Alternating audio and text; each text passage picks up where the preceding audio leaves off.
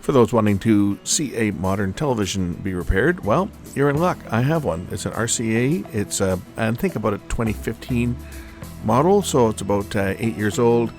The problem with this one is it turns on, it works fine, but after about a minute, all control is lost. You can't turn it on, you can't turn it off, you can't adjust the volume, you can't do anything. You bring up the menu, none of the buttons work, the remote doesn't work. Turn it off or unplug it, plug it back in, and it works again for about a minute. So let's check it out. So I've got this piece of junk RCA TV here, and this is mine. I just went out and bought a new one for a little old lady, and took it over to her house and set it up for her, and she says, you can take my old one away. Actually, I went over there last week to look at her old TV and told her it's time for a new one. So we're gonna see what's wrong with this thing, but it's weird. Watch. I'll turn it on. You can turn it on with the remote, and it will turn on, and it has a picture. Now you're going to watch, observe. It will connect, and I can adjust the volume up and down, as you can see. Right, I'm adjusting the volume up and down. We'll let it sit for a few seconds, and then I will lose control of the volume, and I won't be able to turn it on or off or anything. The only thing I'll be able to do is unplug it to shut it off. Well, for the so we'll let it sit here for everybody who flies has to go through maybe a minute. Basically a safety briefing. We go in a little bit more detail because we do more things on our airplanes than commercial airliners do. From our pilots, they go through survival training, water and land, and depending on where they're going, some of them have been through Arctic. All of our crew members, okay, it's now acting up. Right, nothing works on here. Volume doesn't work, power doesn't work. The only thing I can do is unplug it, and then it will start working again. So if I pull the plug out, plug it back in, now I can press the button on the remote, the set will come on.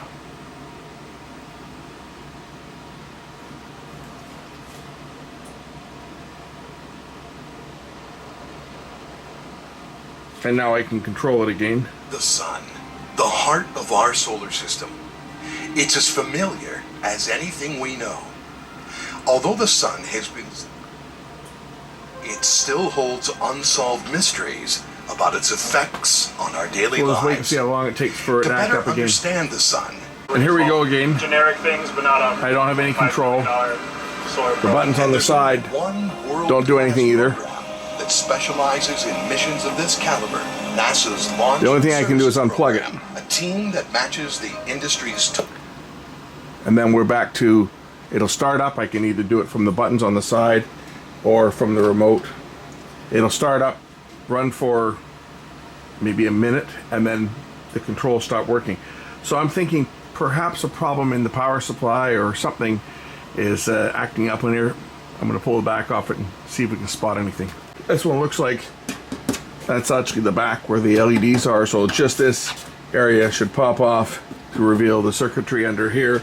And again, I'm going to check the caps in the secondary of the power supply and see maybe there's a connection problem or we've got a cap that's starting to go bad.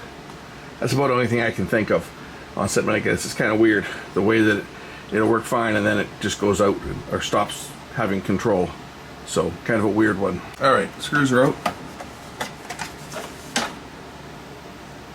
Back that's off. Here is the everything is on one board. I don't see any popped caps. Like I'm looking for caps, any telltale signs that they are puffed up, but I don't see any. I mean, it could be even the main processor for that matter, the way that it's operating.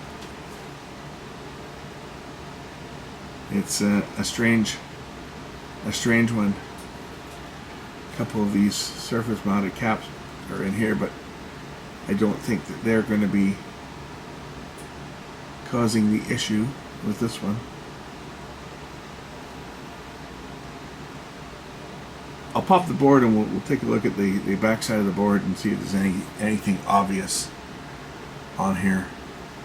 How are the ground connections?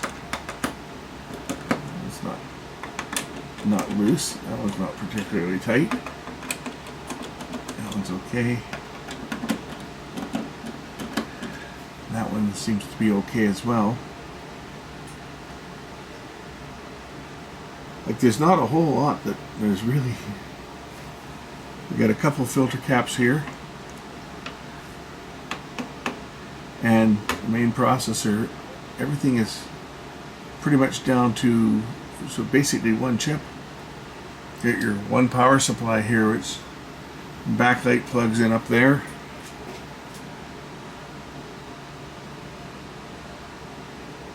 There's not much to these new sets, that's for sure.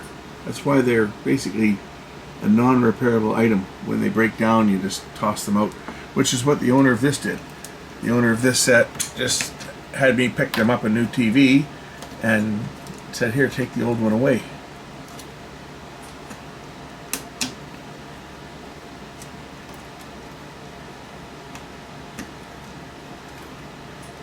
As you can see, just a few plugs.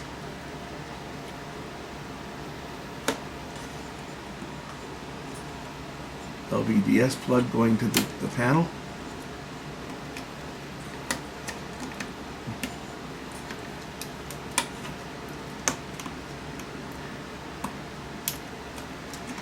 There we go. 4 screws and the board comes out, and you can do an inspection on the board. I'm not holding my breath. We'll see if there's anything obvious on here. Maybe check those caps for ESR and go from there. I'm not going to spend a whole bunch of time on this set because it's mine, and a set like this is not worth anything, so you know, it's not like I can sell it and get anything for it, because a TV like this is would go for, well, yeah, less than $50 is what a TV like this would sell for. That cap still had a charge in it. The bugger bit me. That would have been for the LED backlight. One of these ones here, we'll just make sure that they are dead. As you can see, they had a bit of juice left in them.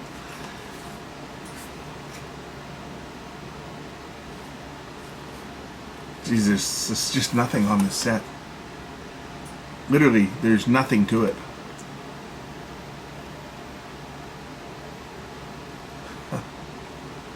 Unbelievable. That's a ground screw here. That one was not tight. That's a ground screw over there.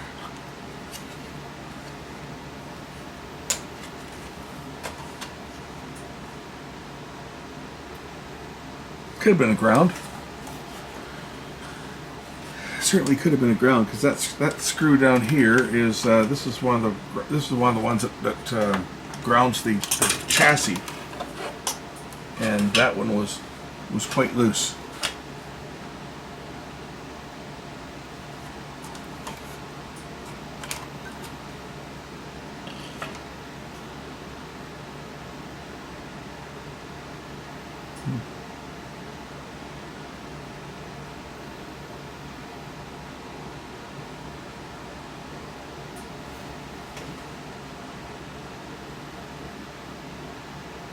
We'll check the ESR on these ones, and I'm just going to look at some of the connections on the board, see if anything looks out of place. Other than that, I guess all I can do is I'll check the grounds, put it back together, and then run it and see if it acts up. That's about all I can do on something like this. And if it still acts up, then off to the recyclers it goes. Let's check ESR on some of these surface mounted caps. 100 microfarad, 16 volts. 0.04, that's fine. 0.01, that's good. Well, this one, can I get that? 0.1, that's fine. 100 at, they were 100 at 16, so, I mean, 0.7 is good, and they're measuring like 0.01. So, no problem with these ones. How about these ones over here? They're not going to be problematic. That one's okay. Okay. Yeah, these are fine. No problem with any of these. These ones here are 470 at 25 volts. These are likely the main filters. I'll have to disconnect one side in order to measure these ones, as they're in parallel with each other with other stuff. So we'll just suck off the solder and check these ones. I guess I have to tin my soldering iron. It's kind of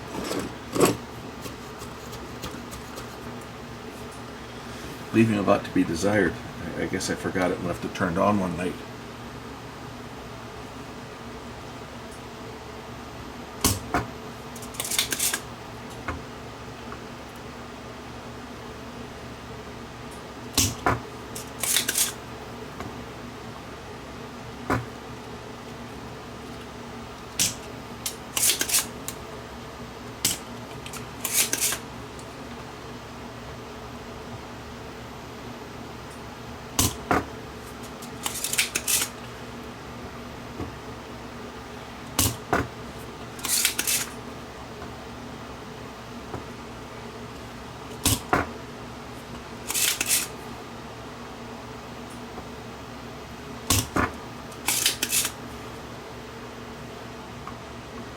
Plated board. It's tough to get the solder off of this thing.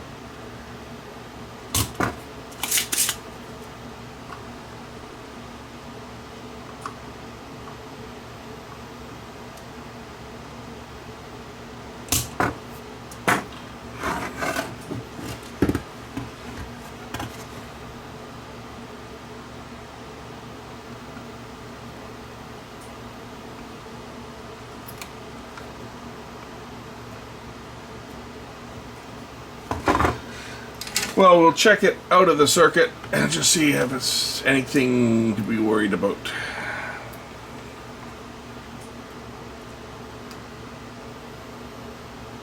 No, 0.01. It's a 470 at 25 volts. So 0.08 would be considered kind of getting up there, and this one's 0.01. So we got nothing to worry about. The other one I can measure in circuit because I've removed one of them.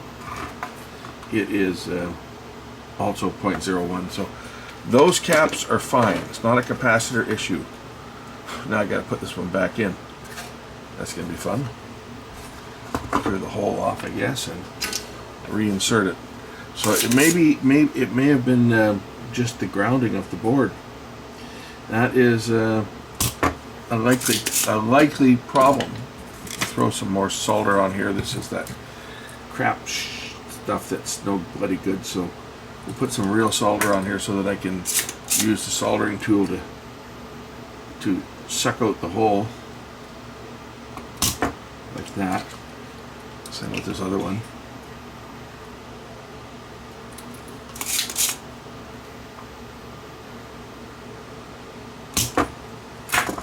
Okay, now I can reinsert the cap. Now somebody's probably yelling at me I should change the cap because I've got it out, but again, it's mine, so we'll just replace the original cap back in here because it's not bad. And we got to look at what else might be causing the problem. At this state of the game, I would think that it's probably more than likely was that loose ground screw that you saw when I first started taking the board out. The first thing I did was check the screws for tightness, and one of these ground screws, the one on the left side here, which was this one over here, that one was not even tight. Like it was under no tension. So that certainly could have caused the fault.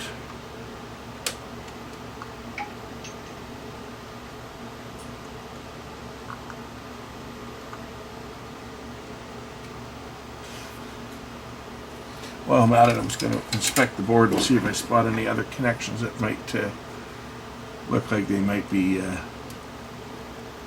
becoming problematic in the power supply. You know, because any voltage fluctuations or any noise and so forth could corrupt data. I mean, it could be the main processor that's at fault, right? That's always a concern. but if that's the case, it's not going to get fixed. So all I can do is do what looks to be the most common fault: ground connections, capacitors, etc., and test it and see whether it works. And if it works, then great. I had my bloody furnace pack it in again today. My AC, the blower that I changed in 2018, decided to come apart again. It's like they don't know how to make these things anymore that last.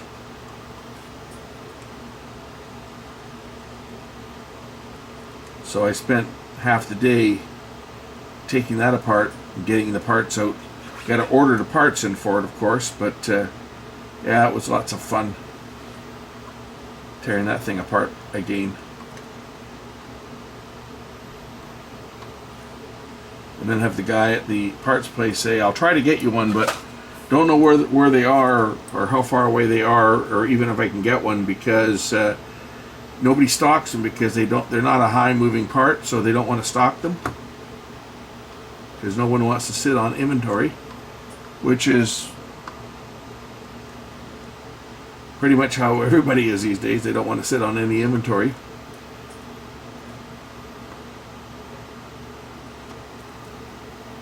You know, because you've got inventory that you've bought, and it's sitting there on the shelf taking up space, hoping that someone's going to buy it.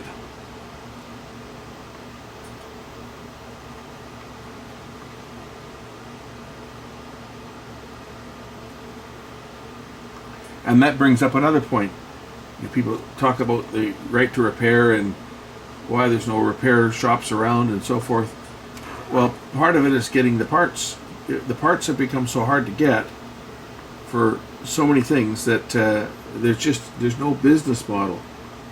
I'll do the optocoupler here. I don't think that was at fault, but while I'm in it here, I might as well do it. This is what regulates the voltage, so I can't see this being a problem, but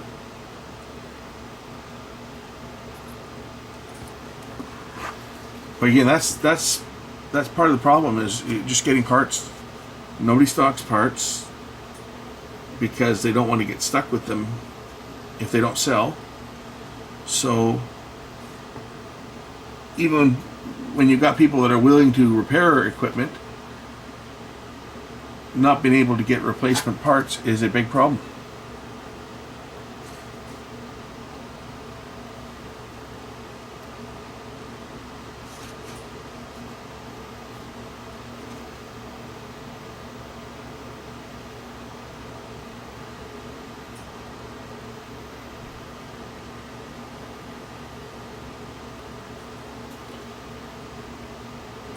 I'm going to throw this back together, and I'll put it on and put it under test, and we'll just see. The fault was happening all the time. Like, it wasn't something that had to wait for, wait for a minute. Right? It took about a minute, if that. Turn the set on.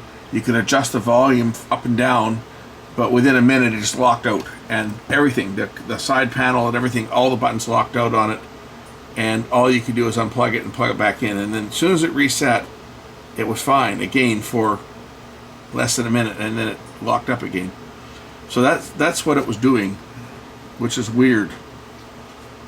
But when you unplugged it to reset it, you didn't have to leave it unplugged for any length of time. Just unplug it and plug it back in, and it would work again for a bit. So,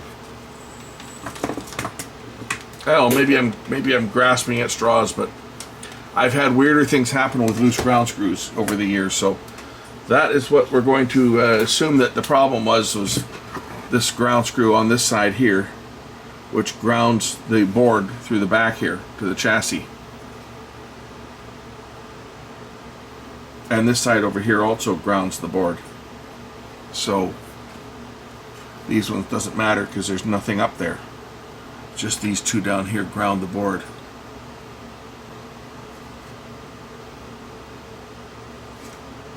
Yeah. And they're separate grounds too. I'm looking at it here to see what they're grounding.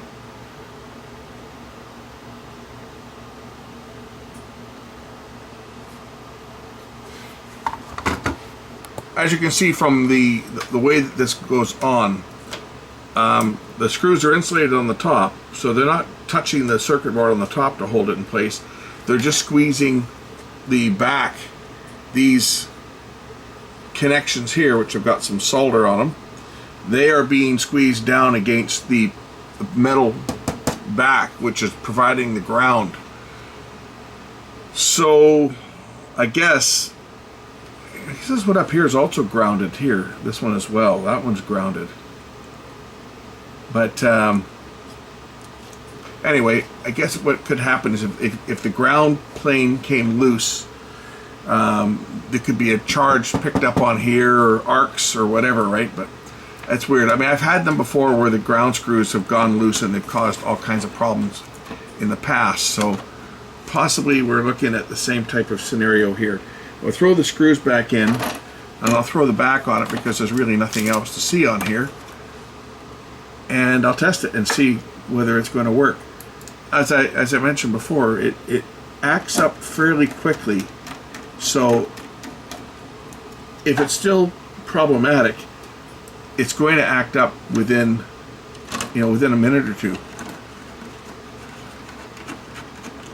This is the one that was not very tight, so we'll just give it a bit of tension there, and get the rest of the screws in and get it plugged in, and fingers crossed it's going to run. It's no big deal if it doesn't. It's not like it's a TV that's worth anything. It was given to me, and I figured I would maybe use it as a monitor for cameras or take it to work. Because I got a TV in the lunchroom at work that I supplied a few years ago.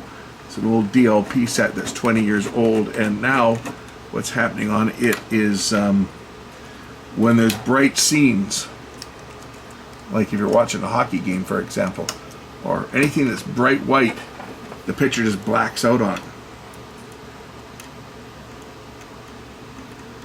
So I might just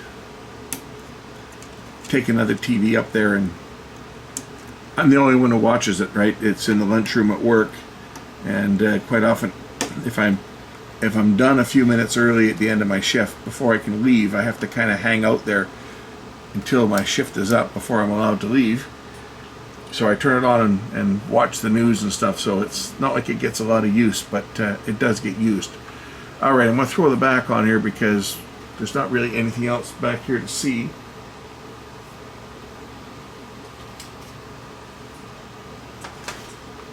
And we'll hook it up and see whether it works. And fingers crossed that's all that it is. Because if it's more than that, it's not going to be worth fixing. It's just as simple as that. How does this go on? Like that. Yeah, if it's anything more than what I just did, this thing's just not worth fixing. So let me get the back on it. We'll test it and see if it fixes it.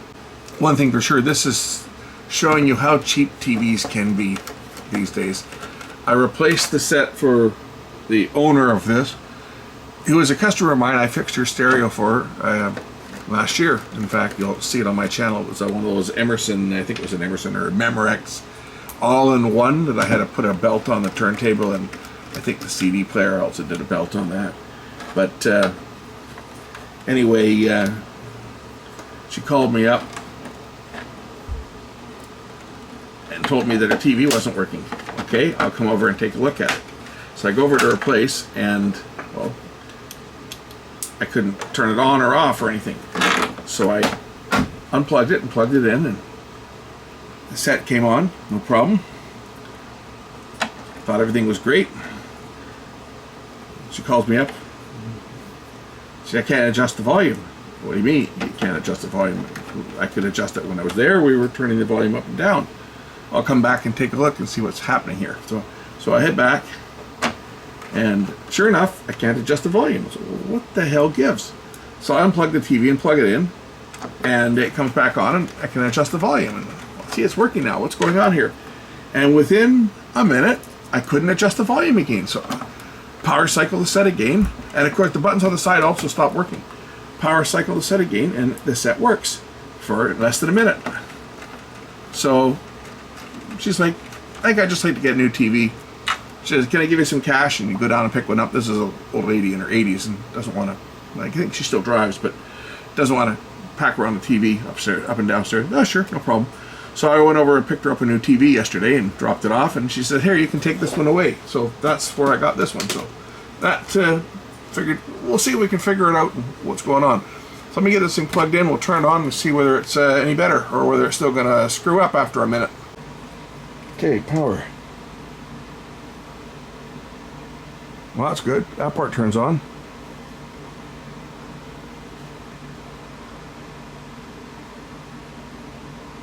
Yeah, absolutely. So okay, so I have control. The idea we'll just give this a minute or two here. See whether I can still control the volume. Because that's what happened, is when it went bad, the volume was stuck wherever it was left. Had a CFL burnout in my workshop here. If it looks a little dark on the left side, that's because it is. One of my 42 watt CFL bulbs finally died. It's only, I don't know, 22 years old. I put it in 2002, so it's 22 years old and it finally died. Okay, volume control is still working. I'm going to let this thing run for a while, and we'll check it in maybe 20 minutes and see if it's still working. If it's still working in 20 minutes, it's fixed, because it died within a couple minutes. As I showed you when I demonstrated it, it died. Like after plugging it in and just letting it sit, it stopped working. So I'll let this run for a few minutes, but it's already looking up. It might have been that ground screw was loose. Okay, it's been a while. It's been like half an hour. Yes, Marnak knows the answer. Haha, still working. This is one of our fantastic rovers. It's called Curiosity. Excellent. I would have to say that this is probably fixed, because it wouldn't run like this before. It only run for less than a minute, and then I couldn't control it. It's back on.